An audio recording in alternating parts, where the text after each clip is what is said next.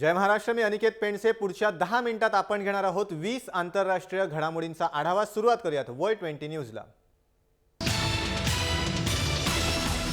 आयसिसच्या ताब्यातील मोसूल शहराजवळील एका लहान गावावर इराकी फौजांनी कब्जा केलाय. मोसूल शहराची रसद तोडण्यात इराकी फौजांना यश आलंय. मोसूल शहराजवळील विमानतळावर या आठवड्यात इराकी फौजांनी नियंत्रण मिळवलं होतं. त्यानंतर इराकी सैन्यानं आता ही मजल मारली आहे. मोसूल शहरावर सध्या आयसिसचा ताबा आहे.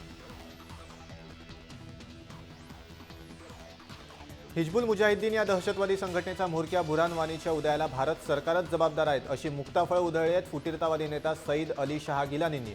जम्मू काश्मीरच्या खोऱ्यात सुरू असलेल्या हिंसाचारावर अजूनही नियंत्रण मिळवण्यात यश आलेलं नाही. अशा प्रकारच्या हिंसाचाराला भारत सरकार जबाबदार आहे. काश्मीरमधली राजकीय क्षेत्रात येत असलेली नवीन पिढी अतिशय जागृत आणि संवेदनशील आहे असं म्हणणं आहे गिलानींचं.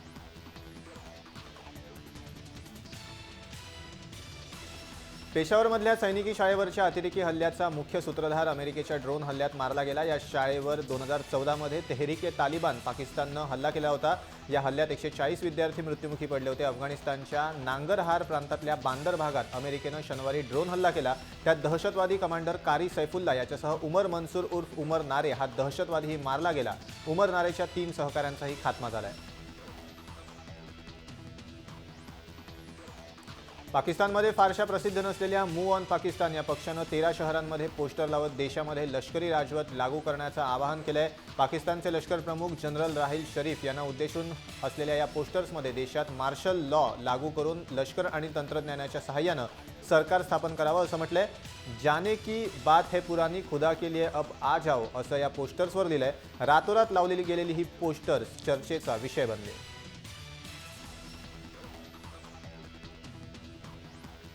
भारत पाकिस्तान सीमेवर बीएसएफनं घटनास्थळावरनं 21 ड्रग्सची पाकिटं मोठ्या प्रमाणावर जिवंत काडतुसं जप्त केली आहेत. विशेष म्हणजे ही काडतुसं पाकिस्तानात तयार झाली आहेत. या काडतुसांवर मेड इन पाकिस्तान असं लिहिलंय.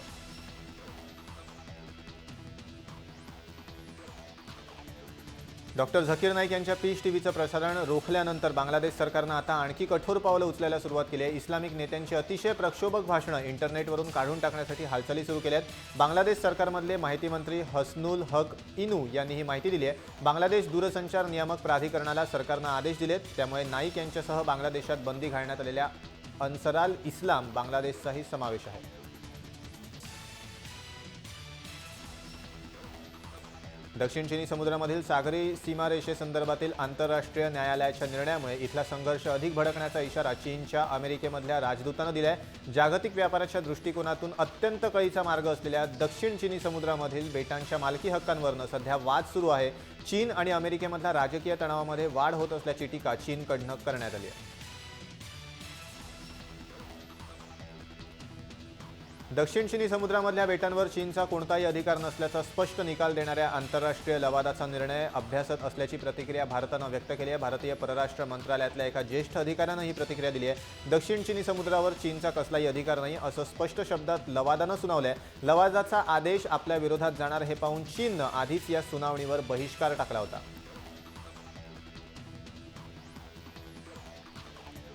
कोणत्याही परिस्थितीला सामोरं जाण्यासाठी उत्तर कोरिया आपले आण्विक केंद्र कायम सज्ज ठेवत असल्याचं उपग्रहानं घेतलेल्या छायाचित्रांवरनं स्पष्ट होतंय. अमेरिकेतल्या तज्ज्ञांनी ही माहिती दिली आहे. जॉन हॉपकिन्स विद्यापीठातले अमेरिका कोरिया इन्स्टिट्यूटमधल्या अभ्यासकांनी हे निरीक्षण नोंदवलंय. उत्तर कोरियातल्या आण्विक चाचणी केंद्राजवळ 7 जुलैपासून मोठ्या प्रमाणावर शस्त्र वाहतूक होत असल्याचं उपग्रहांनी घेतलेल्या छायाचित्रावरनं दिसून येतंय. याच ठिकाणी उत्तर कोरियानं जानेवारीमध्ये 4थी अणुचाचणी घेतली होती.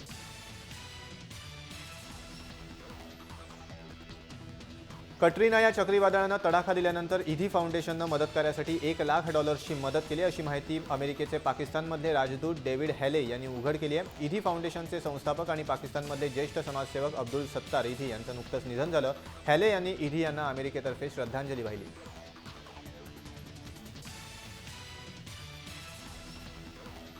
कोलंबिया विद्यापीठातल्या भूवैज्ञानिकांनी भारत आणि बांगलादेश आणि म्यानमारमध्ये 9 रिश्टर स्केलचा भूकंप होऊ शकतो असा अंदाज वर्तवलाय. पण हा भूकंप नेमका कधी होईल हे सांगण्यात आलेलं नाही. गंगा आणि ब्रह्मपुत्रा नदीच्या खोऱ्यात होणाऱ्या भूगर्भातल्या हालचालींवरनं हा अंदाज व्यक्त करण्यात आलाय. भूगर्भातल्या हालचाली ही दीर्घकाळ चालणारी प्रक्रिया असून 400 वर्षांपासून हालचाली सुरू आहेत. 500 वर्षात कधीही 8.2 रिश्टर स्केलपेक्षा अधिक क्षमतेचे भूकंप होऊ शकतात. त्यामुळे याबाबत अधिक संशोधन सुरू असल्याचं भूवैज्ञानिकांनी सांगितलंय. ग्रीसमध्ये स्थलांतरितांची बोट उलटून झालेल्या दुर्घटनेत एका चिमुरड्याचा मृत्यू झालाय तर 6 जण बेपत्ता झाले आहेत। आइसलंडच्या पूर्वेत्तर भागातल्या समुद्रात ही दुर्घटना घडली। गरजेपेक्षा जास्त प्रवासी भरल्यानं ही बोट पलटली। बेपत्ता लोकांसाठी शोध आणि बचाव कार्य सुरू आहे। कम्युनिस्ट पार्टी ऑफ नेपाळ या पक्षानं पंतप्रधान के.पी. ओली सरकारचा पाठिंबा काढून घेतलाय। पक्षाचे अध्यक्ष पुष्पकमल दहल उर्फ प्रचंड यांच्या अध्यक्षतेखाली झालेल्या बैठकीत हा निर्णय घेण्यात आलाय। प्रचंड यांनी पंतप्रधान ओली यांना पत्र लिहून पक्षाचा निर्णय कळवलाय। सध्याचं सरकार हे पूर्ण बहुमतात नाही, त्यामुळे जनतेच्या पाठबळावर पूर्ण बहुमताचं सरकार स्थापन करण्याचा मार्ग मोकळा व्हावा यासाठी पाठिंबा काढत असल्याचं प्रचंड यांनी सांगितलं। अमेरिकन राष्ट्राध्यक्षपदाच्या निवडणुकीतील उमेदवार डोनाल्ड ट्रम्प आणि हिलरी क्लिंटन या दोन्ही उमेदवारांबद्दल बहुतांश मतदारांनी नाराजी व्यक्त केली आहे। तिसऱ्या पर्यायाची अपेक्षाही हे मतदार ठेवत आहेत। रॉयटर्स वृत्तसंस्थेनं इप्सॉस या संस्थेसोबत केलेल्या पाहणीतनं हा निष्कर्ष समोर आलाय।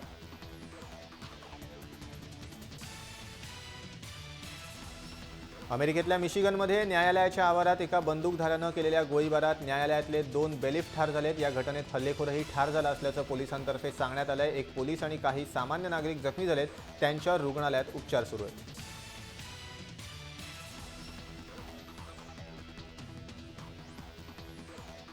ब्राझीलमधल्या वाहतूक क्षेत्रातील मोठी कंपनी असलेली ब्राव्हो इंडस्ट्रीज LM100 जे प्रकारच्या 10 व्यावसायिक वाहतूक विमानांची खरेदी करणार आहे। या संदर्भात लॉकहीड मार्टिन कॉर्पोरेशनशी ब्राव्होनं करार केलाय। लंडनजवळ सध्या सुरू असलेल्या फार्नबर्ग इंटरनॅशनल एअर शो दरम्यान दोन्ही कंपन्यांमध्ये या खरेदी करारावर स्वाक्षऱ्या करण्यात आल्या।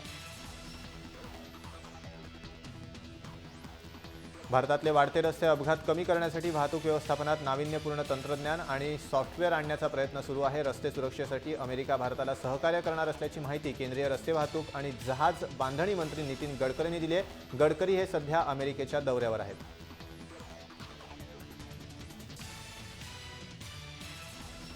दक्षिण सुदानमधील यादवीला पुन्हा तोंड फुटल्यामुळे देशाची राजधानी जुबात 300हून अधिक भारतीय अडकून पडलेत। भारतीयांनी भारतीय दूतावासासह विविध ठिकाणी आश्रय घेतलाय। जुबातील भारतीयांची सुटका करण्याची योजना आखण्यात आल्याचं परराष्ट्र मंत्री सुषमा स्वराज यांनी ट्विटरवरनं सांगितलंय। दुसरीकडे भारतीय दूतावासानं भारतीयांच्या संपर्कात राहण्यासाठी व्हॉट्सअप ग्रुप तयार केलाय।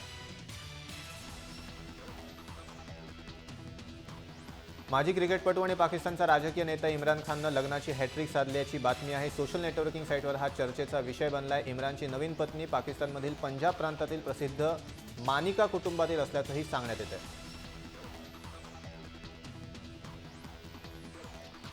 इटालियन माफिया बर्नार्डो प्रोव्हेन्झानोचं वयाच्या 83व्या वर्षी रुग्णालयातील तुरुंगात निधन झालंय। मानवी तस्करीसाठी बर्नार्डो कुप्रसिद्ध होता। 2006 मध्ये बर्नार्डोला अटक करण्यात आली होती। 1993 मध्ये टोटो या इटालियन माफियाकडनं त्यानं सूत्र हाती घेतली होती।